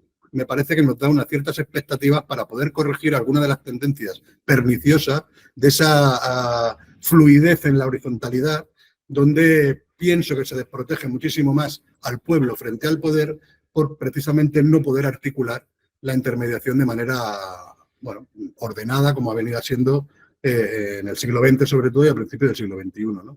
Creo que ahí, no sé qué piensas tú, todavía en nuestro espacio local podría vislumbrarse algún signo, ¿no? de posibilidad de corrección, sobre todo porque si no tendríamos un congreso que nos reventaríamos por dentro para poder adaptarnos a la realidad, como decía al principio, ¿sabes? Gracias. Respondo, sí, gracias Javier. Después de tu intervención, venga, me animo a decir algo sobre sindicatos, crisis de intermediación, etcétera. Yo creo, y me da, o sea, lo digo con verdadero pudor, pero yo creo que los sindicatos atraviesan una crisis fuerte en los años 80 y 90 del siglo pasado, derivada de los cambios en los modos de producción y en los mercados laborales, con una mayor fragmentación, mayor precariedad, etcétera. Esa crisis ya ha pasado, es decir, los sindicatos se han adaptado a las nuevas circunstancias, de mejor o peor manera, pero esa crisis ya está, por decirlo así, asumida por los sindicatos tradicionales. Y curiosamente, en el caso de la crisis de intermediación, yo tengo la impresión de que en el ámbito sindical la crisis de intermediación no es tan profunda porque no se han encontrado mecanismos alternativos a la mediación sindical. Es decir, la digitalización no ha provocado nada alternativo realmente y el individualismo puede, por supuesto, puede tener un efecto sobre el sindicalismo, pero sobre cualquier otra forma de acción colectiva o acción comunitaria. Entonces eso es genérico, eso no es algo específico de los sindicatos.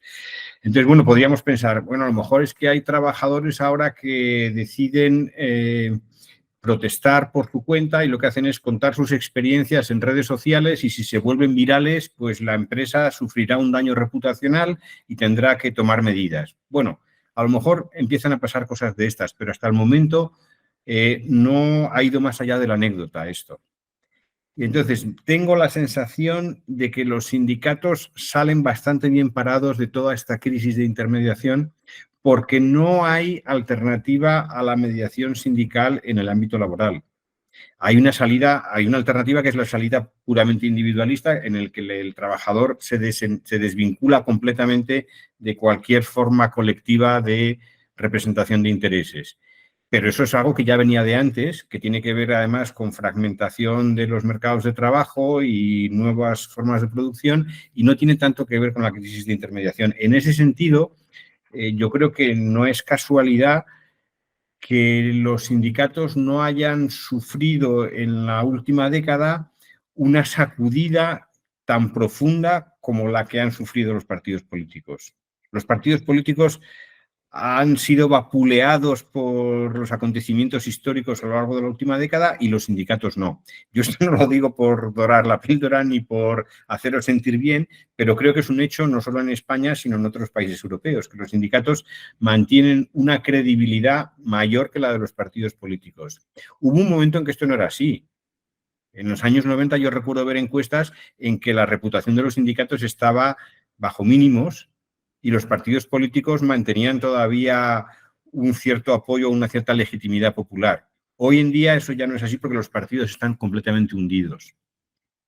Y en esa diferencia que ha surgido en la última década entre partidos y sindicatos, yo creo que tiene mucho que ver el hecho de que, como digo, no se vislumbren formas alternativas de representación en el ámbito laboral, mientras que en el ámbito político, en el debate público, sí han surgido claramente a través de la digitalización cambios. Entonces, yo no sería tan pesimista, es decir, yo no sacaría la conclusión de que los sindicatos necesitan reinventarse desde cero y poner el contador a funcionar de nuevo. No creo que sea este el caso. Por supuesto, tiene que haber una adaptación a mentalidades nuevas, a situaciones nuevas, pero eso siempre es así. Los sindicatos llevan renovándose desde sus orígenes, pero no creo que la crisis de intermediación sea tan letal para el modelo sindical clásico.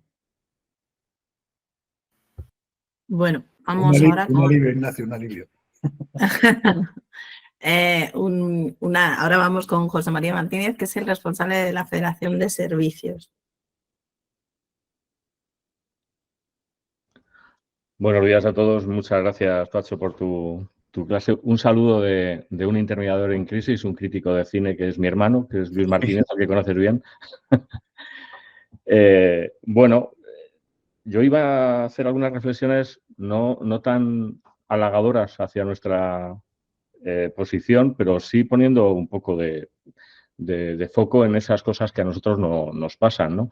Primero, has hecho todo un recorrido de por qué esta situación desde muy atrás, no solo vinculándolo a procesos muy contemporáneos como la digitalización y demás, ese individualismo que tiene que ver con raíces culturales muy profundas y demás, pero que yo creo que hay dos elementos que sí lo han acrecentado históricamente en el momento reciente, ¿no? Una es la crisis del 2010, 2012, o sea, la crisis financiera que toca a todo el mundo y que probablemente lo que desata es una incertidumbre sobre las aspiraciones generales en muchas sociedades, no solo las más desarrolladas, en un momento en que hay mucha capacidad de participar individualmente en tu opinión, mostrar tu opinión, tu malestar o tal, a través de todos los medios tecnológicos y cómo esa crisis es un elemento que perturba el orden, por así decirlo, y produce una aceleración de la desintermediación, precisamente porque hay una base tecnológica que lo permite.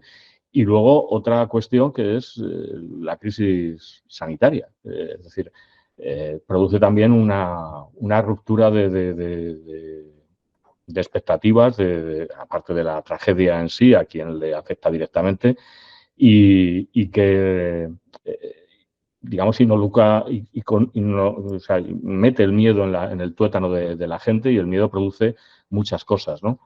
Y muchos movimientos reactivos y a veces poco controlables. O sea, son dos elementos que están actuando dentro de una corriente general que yo creo que has explicado muy bien. ¿Y qué papel jugamos ahí? Un papel difícil, porque una organización como esta que cree en la mutualización del riesgo, que es, entre comillas, cooperativista, colectivista, se encuentra con muchos desafíos y muy a contracorriente. Pero curiosamente, como bien decías, yo creo que aguantamos porque hay algo que, por ejemplo, las organizaciones políticas nuevas no han terminado de cuajar, no cuajan, porque hay un elemento que recorre nuestra manera de pensar o de actuar, quizá muy gramsciana, que es que las ideas no perviven si no hay organización. Y el sindicato sí es organización. Es organización limitada, es una organización que se adapta a la situación. Nosotros tuvimos un proceso de repensar tras la crisis financiera. Hemos hecho esfuerzos por actuar en el mundo de las redes sociales, por reconvertirnos, por asumir también los toques de atención que se nos han dado, porque, no sé, hay procesos concretos, ¿no? En mi actividad en la hostelería, el movimiento Kellys, por ejemplo, ponía en solfa la capacidad o la utilidad del sindicato cuando problemas endémicos, estructurales, no tienen soluciones rápidas y no tienen soluciones inmediatas. Nuestra función es muy de buscar soluciones en el medio plazo, soluciones siempre complejas, no sencillas, que son las que se buscan cuando se busca un hiperlíder que te resuelva todo en un pispás y luego genera esa frustración, esas idas y venidas, esos picos de participación y de frustración generalizada, como la que has descrito en Chile. Es decir, mal que bien intentamos hacer esas cosas que nos tocan, ir un poco a contracorriente, pero perdurar, entre otras cuestiones porque estamos muy en contacto con los problemas concretos de la gente. Y gran parte de las soluciones que se terminan por conformar como leyes se han experimentado primero a nivel micro, en las empresas, en los sectores, a través de la acción colectiva, de los movimientos que se generan. Es decir, muchas veces lo decimos, no hubiera habido una ley de igualdad si no hubiera habido una playa de compromisos concretos en empresas y sectores, de planes de igualdad o de protocolos, ¿no? Entonces, bueno, yo quería poner esa visión un poco, bueno, realista, pero también esperanzada, no optimista, pero esperanzadora de nuestra función. Y claro que estamos sometidos a esa crisis de intermediación. Lo que ocurre es que somos, creo que bastante conscientes de que nuestra función y nuestra supervivencia depende de la adaptación y de trufarnos de las nuevas maneras de actuar de la sociedad, de comunicarse con ella y de comunicarnos entre nosotros y nosotras, ¿no? Y muchas gracias, lo reitero. Muchas gracias. Un gusto recuperar el contacto contigo después de tantos años, muchos años. Dos reflexiones muy breves sobre lo que has dicho que me ha resultado muy interesante y lo comparto plenamente. La primera es sobre el papel del miedo, de la incertidumbre como elemento constitutivo de la crisis política actual. Tú has mencionado la crisis financiera y la epidemia reciente, ¿no? La crisis sanitaria. Estos son claramente dos sucesos fundamentales. Si cogemos un poco de perspectiva, a mí el dato que más me preocupa en este sentido es la percepción tan extendida en las opiniones públicas, no solo occidentales, también de algunos países en vías de desarrollo, aunque menos, pero sobre todo en las sociedades occidentales, la extensión de la opinión de que las sociedades han iniciado un rumbo equivocado, que lleva a que los hijos vivan peor que los padres.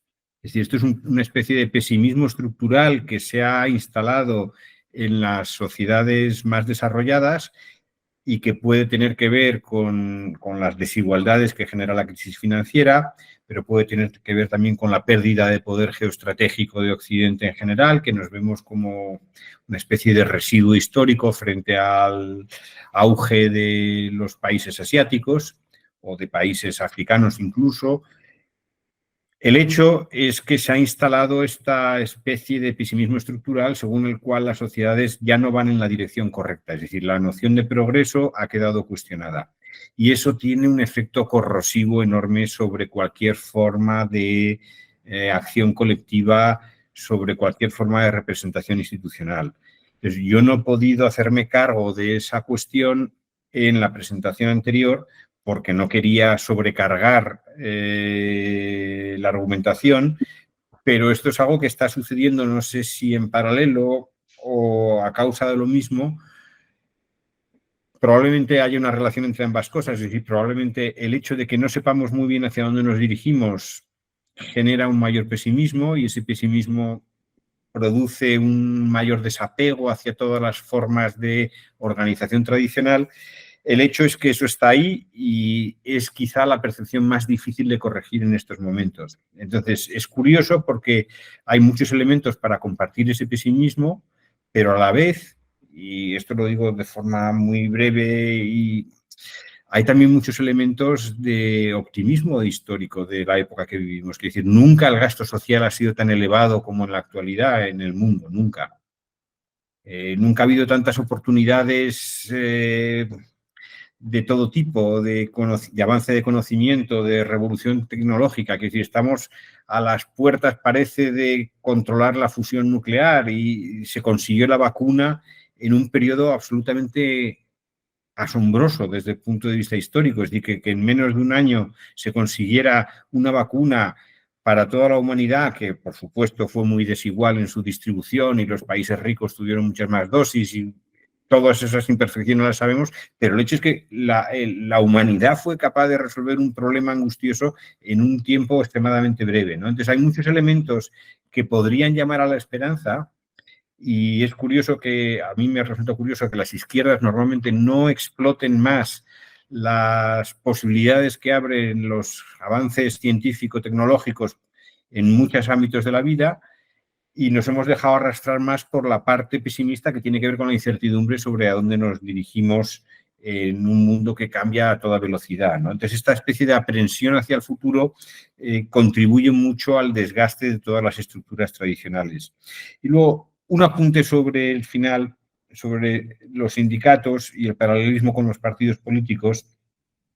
Por supuesto, los sindicatos también no les va a dejar intactos el cuestionamiento de la intermediación que hay en general en la sociedad, por supuesto. Ahora bien, con respecto a los partidos políticos, yo creo que hay una diferencia.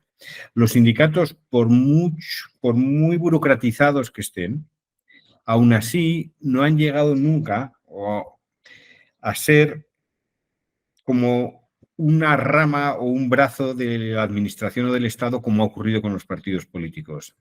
Yo siento introducir aquí un poco de jerga de mi profesión, de mis colegas politólogos, pero en los estudios sobre partidos políticos ha adquirido un gran desarrollo la idea de que los partidos tradicionales se han transformado en lo que se llaman partidos cártel. Son partidos que están casi incrustados en el Estado, que están incrustados en la administración y no pueden separarse de la administración, entre otras cosas porque dependen económicamente del Estado, claramente, pero también porque cuando llegan los conflictos sociales suelen salir en defensa del orden configurado por el Estado. Los sindicatos tienen sus problemas de burocratización, eso es evidente, pero no han adquirido nunca este estatus frente a los partidos políticos de actores cártel, es decir, de actores cuyos intereses se funden o se confunden con los del propio Estado. Y eso le da una cierta autonomía de sociedad civil, que tiene que ver con lo que tú mencionabas antes de ideales cooperativistas, mutualistas, apoyo mutuo, etcétera. Eso que en algún momento lo tuvieron los partidos políticos, lo tuvieron cuando, por ejemplo, cuando los partidos socialistas o los partidos comunistas eran capaces de organizar la vida entera de sus militantes y tenían sus periódicos propios, tenían sus lugares de esparcimiento, sus lugares de encuentro, sus sistemas de pensiones, etcétera, etcétera. Eso que lo tuvieron los partidos políticos ya no lo tienen y los partidos es como que se han transformado en un trozo de Estado, los partidos tradicionales.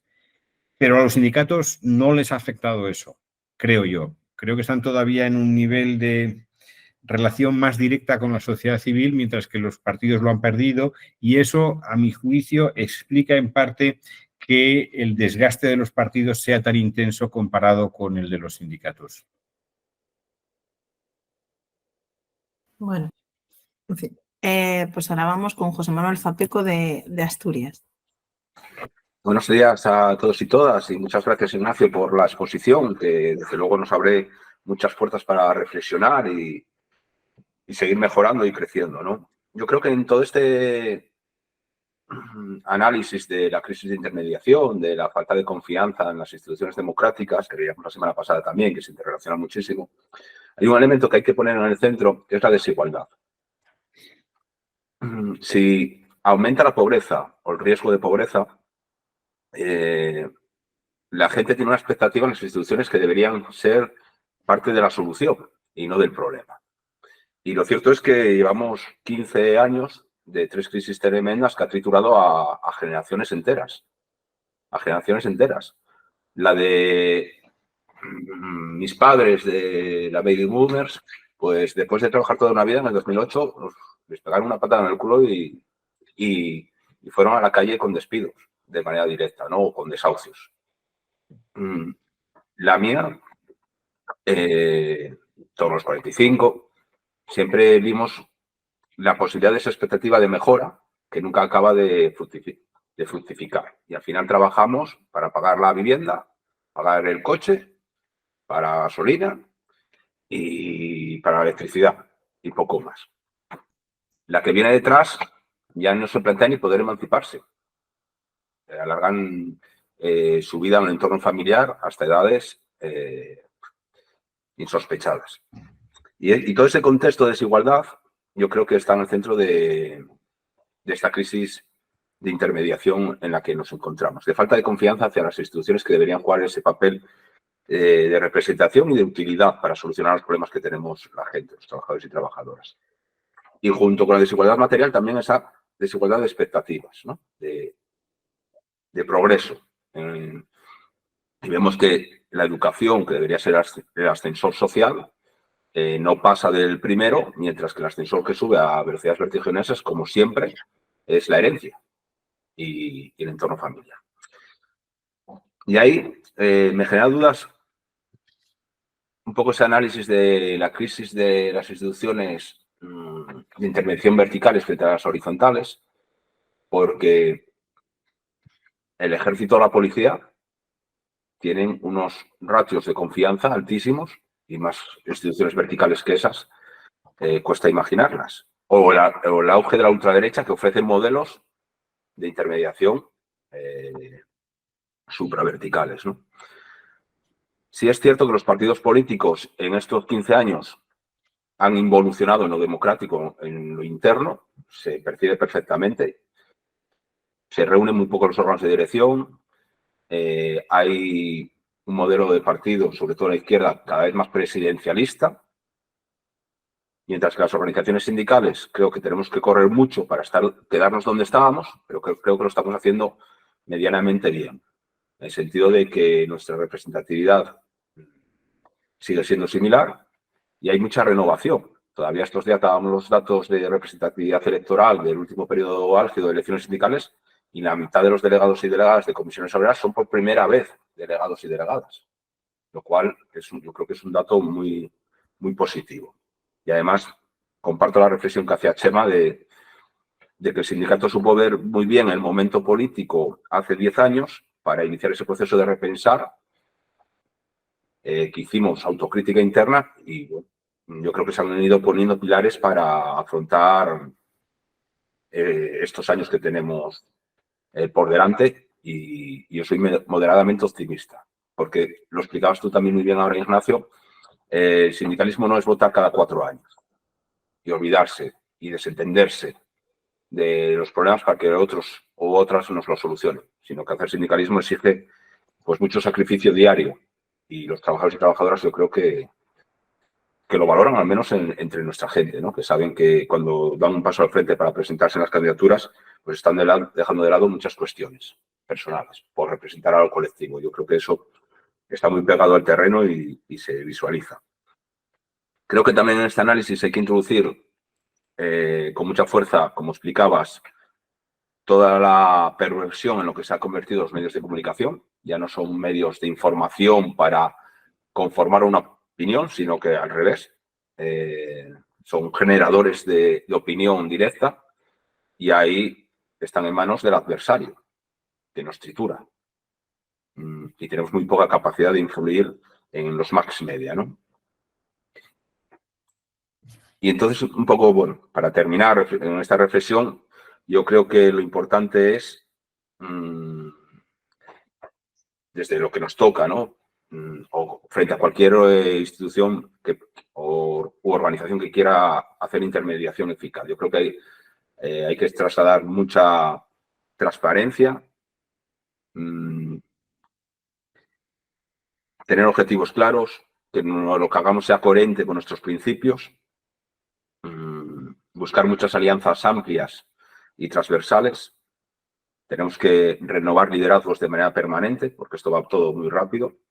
Y después también en toda esta crisis de intermediación hay un elemento, yo creo que brutal, o dos. Uno es la corrupción que genera una desafección de la ciudadanía hacia las organizaciones que la sufren brutal, y también una administración cada vez más burocrática, que es un auténtico muro para muchísimas personas que no pueden acceder a ella cuando la necesitan, ¿no? Estoy pensando, por ejemplo, en el ingreso mínimo vital o rentas mínimas, que no llega a muchas personas, bien porque la desconocen o bien porque son trámites muy farragosos cuando deberían ser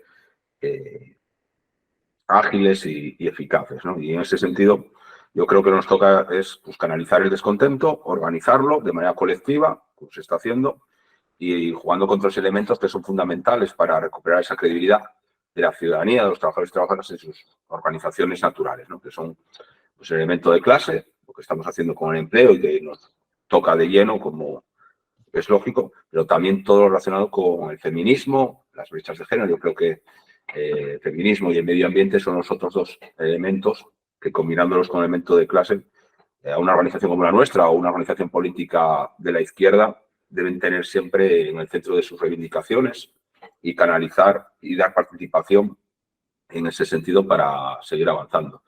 Bueno, estamos en un momento encrucijada desde mi punto de vista. Los ciclos electorales son fundamentales para determinar hacia dónde caminamos, si progresamos o hay involución, pero desde luego yo creo que esta jornada, esta reflexión es muy oportuna para mantener la atención y acertar en el futuro. Así que muchas gracias. Pues muchas gracias, José Manuel. Has dicho muchas cosas. No puedo responder a todas ellas, pero hay una que sí me interesa mucho porque creo que es fundamental. Entonces, tú has puesto mucho énfasis en la desigualdad como motor o como causa de algunos de los problemas. Y yo estoy de acuerdo con eso, pero sin embargo, sí quisiera señalar que creo que es un fenómeno hasta cierto punto independiente del que yo he señalado aquí sobre la crisis de la intermediación. Entonces, que no todo pueda reducirse a intermediación no quiere decir que no influya. Es decir, la desigualdad claramente es uno de los problemas de nuestra época y sus consecuencias sociales más aún. No obstante, yo soy un poco escéptico sobre la capacidad que tienen los niveles de desigualdad para explicar algunos de los problemas políticos de los que hemos estado hablando anteriormente. Intentaré explicarme por la vía del ejemplo. En Francia, como dije al comienzo, no queda nada del sistema de partidos de la Quinta República. No queda nada, ha sido triturado completamente. El Partido Socialista ha desaparecido en las últimas elecciones presidenciales. Yo creo que obtuvo menos del 2%, si no me equivoco. Y el Partido Socialista francés era uno de los pilares de la Quinta República, al menos desde los años 70, ¿no? La derecha golista ha implosionado también, está completamente fragmentada y ha sido absorbida por la extrema derecha. Sin embargo, el gasto público en Francia es el 58% del PIB. El 58% del PIB. Es decir, es el país europeo con mayor gasto en políticas sociales. Y es un país muy igualitario en el contexto europeo. Y sin embargo, su sistema de partidos ha saltado por los aires, ¿no? Los problemas que tú has señalado de España sobre desigualdad, precariedad, pérdida de expectativas son completamente ciertos. Pero España comparte con los países nórdicos el auge de la extrema derecha y en los países nórdicos esto no sucede de la misma manera que sucede en España. Es decir, son países con unos niveles de protección social enormes y no han sido capaces de frenar el auge de la extrema derecha. Entonces, ¿por qué en los países más igualitarios del mundo, en los países que han desarrollado más el estado del bienestar, no hay freno a la extrema derecha? ¿Qué está pasando ahí? ¿Por qué los partidos socialdemócratas escandinavos han perdido tanta fuerza? Quiere decir que el Partido Socialdemócrata sueco fue el único partido socialdemócrata que en una elección, yo creo recordar en el año 68, llegó al 50% del voto en una elección. Hace ya mucho tiempo de eso. Pero ¿por qué si las cosas funcionaron bien allí? Si se consiguieron niveles de protección sin precedente en la historia. Hoy el Partido Socialdemócrata Sueco está por debajo del 20% y tienen un partido de extrema derecha que no saben cómo gestionar. ¿Qué ha pasado ahí? Eso no puede ser solo un aumento de niveles de desigualdad, porque en Suecia, comparado con España, sigue siendo un paraíso comparado con nuestra sociedad, ¿no? Entonces, tiene que haber algo más. Es decir, yo creo que los problemas de desigualdad son cruciales, pero tiene que haber algo más. Tiene que haber algo que tiene que ver con expectativas frustradas. Y esa frustración de expectativas es compleja, tiene que ver, por supuesto, con las oportunidades y sus diferenciales en diversos segmentos sociales, pero tiene que ver también con esta conciencia tan extendida de que las cosas van mal y que los hijos van a vivir peor que los padres. Entonces, no solo desigualdad, yo creo que es desigualdad, pero hay otros elementos que están operando con una fuerza enorme, y es esta idea de que, y tú lo mencionabas al final de tu intervención, dices, es que a veces se aprueban las políticas pero no funcionan, son ineficaces o no tienen el desarrollo o la implementación necesaria, y mencionabas el ingreso mínimo vital. Esto es así en muchas otras políticas sociales, es decir, que se dedican cantidades ingentes de dinero pero luego no llegan realmente a quienes lo necesitan, ¿no? Se quedan por el camino, se pierden en agencias intermedias entre la sociedad civil y la administración, o simplemente los requisitos burocráticos son tan desquiciados que no operan, ¿no? Entonces, es verdad que la desigualdad aumentó mucho tras el 2008 y venía aumentando además desde un par de décadas anterior, desde que el neoliberalismo se convierte en una fuerza casi incontenible, pero a la vez hay que señalar que estas crisis de confianza y de credibilidad de las instituciones políticas y económicas se ha producido incluso en los países que mejor funcionaban e incluso en países en los que no podemos decir que el neoliberalismo haya provocado un destrozo. Es decir, para mí Francia es el caso más interesante, porque el pesimismo francés es enorme. Es decir, es una sociedad que está constantemente cuestionándose, es una sociedad en la que todo el mundo piensa que el país va en decadencia, que va a entrar en decadencia, pero claro, como español tú viajas a Francia y dices, oye, bendita decadencia la de los franceses, ¿no? Y cómo con esos niveles de protección social que tienen, sin embargo, han considerado que los partidos tradicionales no les sirven y los han reemplazado por otros partidos, con la peculiaridad de que uno de ellos, que es el más poderoso y que tiene además oportunidades de ganar unas elecciones presidenciales, es un partido de extrema derecha que reventaría las costuras de la República Francesa, ¿no? Entonces, ahí hay un elemento adicional que debe ser explicado, yo creo, no solo a través de los niveles de desigualdad, sino a través de este otro tipo de consideraciones que tienen más que ver con la incertidumbre y la confusión que produce el cambio al que estamos asistiendo. Bárbaro. Unai, por favor. Sí, bueno, primero gracias por la intervención, que yo creo que ha sido de mucha calidad, pero que sobre todo yo creo que han tocado el tema de la crisis de la intermediación desde una perspectiva mucho más poliédrica de cómo la solemos abordar, ¿no? Y creo que ha sido muy pedagógico, por ejemplo, en lo que tiene que ver con los distintos tipos de intermediación o la importancia de los procesos de desintermediación, no solo en materias estrictamente políticas o representativas, sino funcionales, ¿no? Yo últimamente cada vez le estoy dando más importancia a la sensación de exclusión que siente mucha gente en la sociedad en la medida en que se está sintiendo ajena a través de los procesos estos de brecha digital de funcionamiento ordinario de la sociedad, ¿no? La anécdota, el otro día estuve en la final de Copa en Sevilla. Bueno, allí no se podía entrar, parece una tontería lo que voy a decir, ¿no? Pero allí no se podía entrar más que con la aplicación de la Real Federación Española de Fútbol, habiéndose bajado previamente una entrada que habías activado y a través de un código QR. No se podía entrar con una entrada de papel. Es decir, para empezar, nadie que no tenga un smartphone puede entrar a ese partido.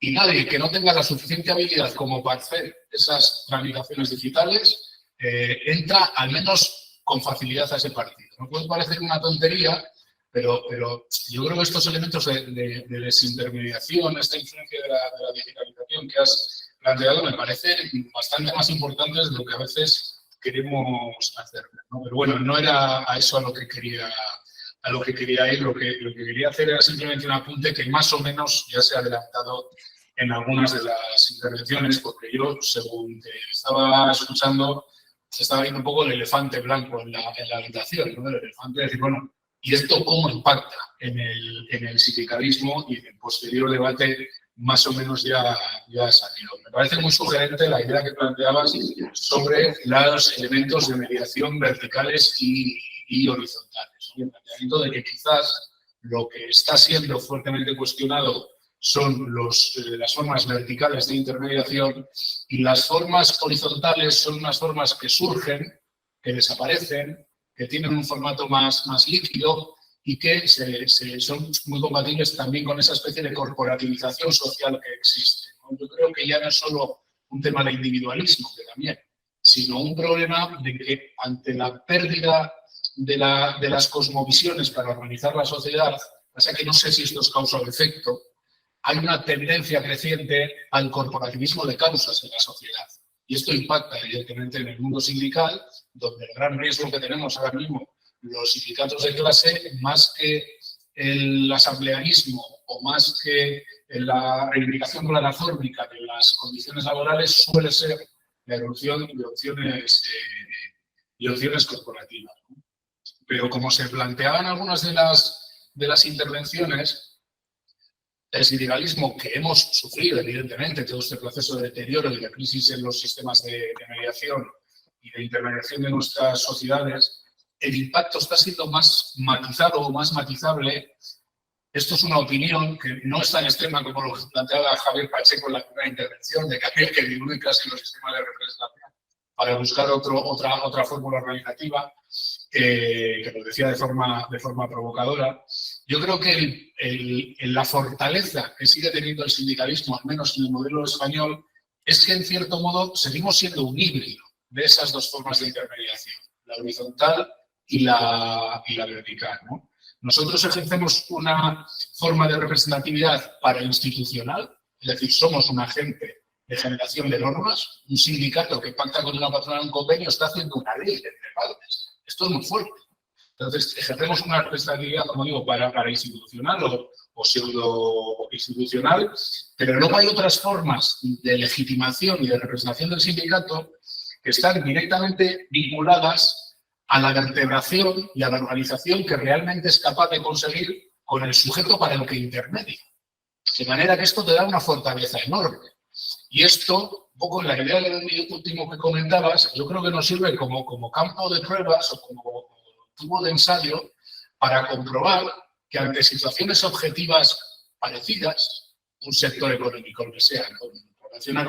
Por mencionar a las calles o la ayuda domiciliaria, en función del nivel de vertebración de esas trabajadoras, porque normalmente son mujeres, la posibilidad de que haya una acción sindical clásica, entre comillas, o haya una alternativa platafórmica, es decir, que se organicen por su cuenta en un modo plataforma, son diametralmente distintas. Claro, ¿cuál es la variable que limita? ¿Cuál es la variable que puede cambiar?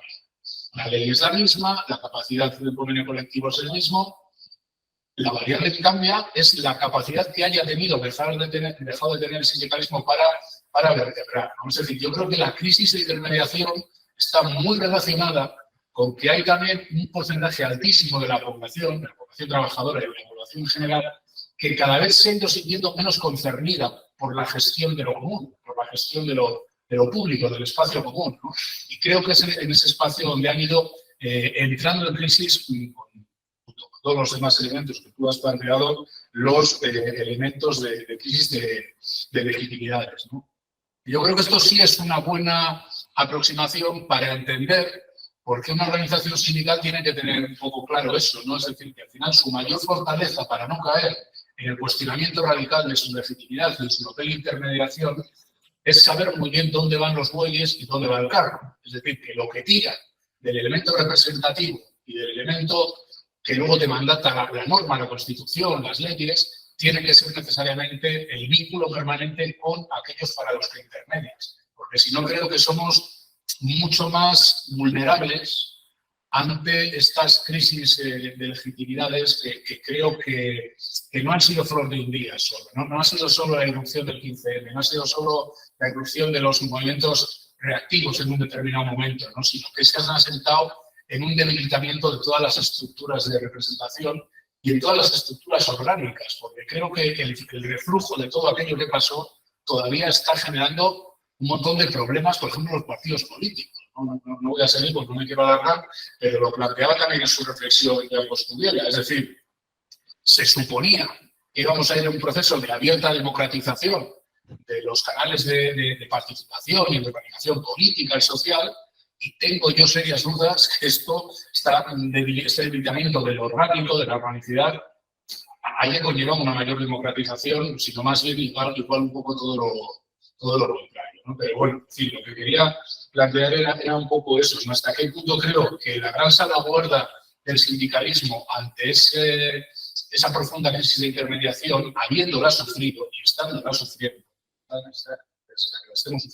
es que somos un elemento bastante híbrido, ¿no? O sea, las fórmulas verticales y horizontales de intermediación, que me parece una aproximación, como digo, muy sugerente, Ignacio, la que has hecho. Sí a todo. Sí, no, yo estoy de acuerdo. No tengo nada que añadir.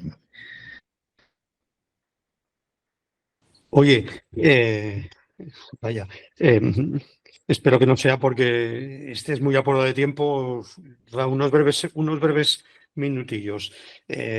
Gracias de verdad, Ignacio Pacho, porque creo sintonizar con la opinión de los que han intervenido y de los que han asentido con su silencio en relación a lo importante que ha sido esta sesión, que además en nuestro caso es la última.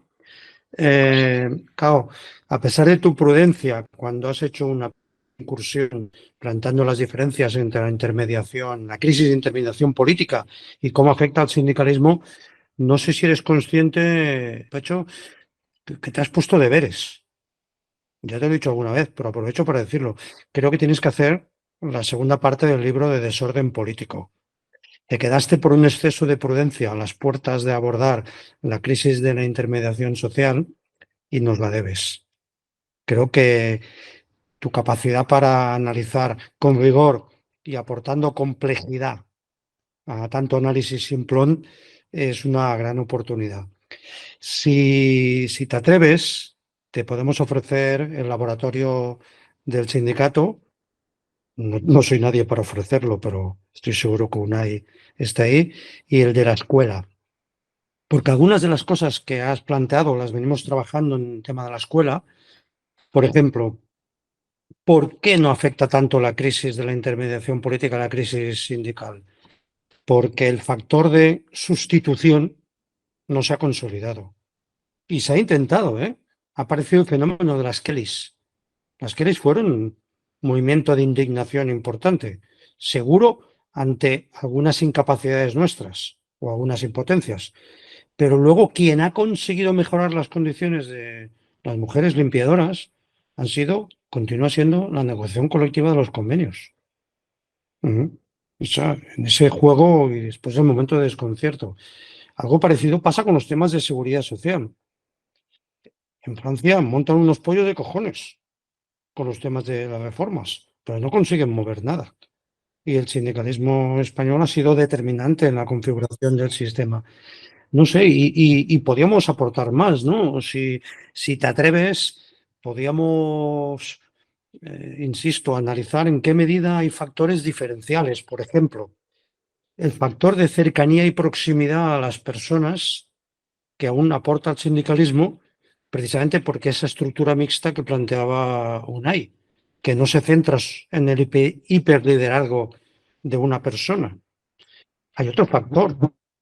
Por supuesto que al sindicalismo le afecta la intermediación de los medios de comunicación, pero solo en determinados ámbitos, porque una manera de combatir los hechos alternativos es cuando la gente los conoce directamente, y el sindicalismo permite conocerlos directamente, cosa que la política no permite.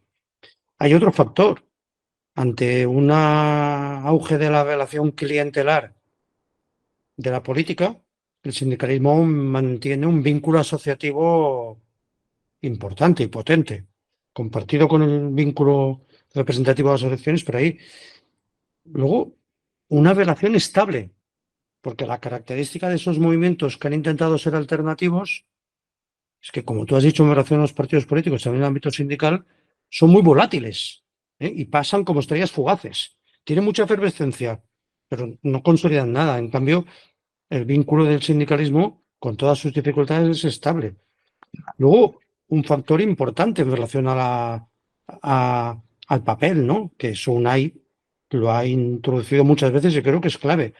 Ante la desintegración que genera la digitalización de intereses, la estructura del sindical, al menos la confederal, permite al menos la posibilidad de integrar esos intereses.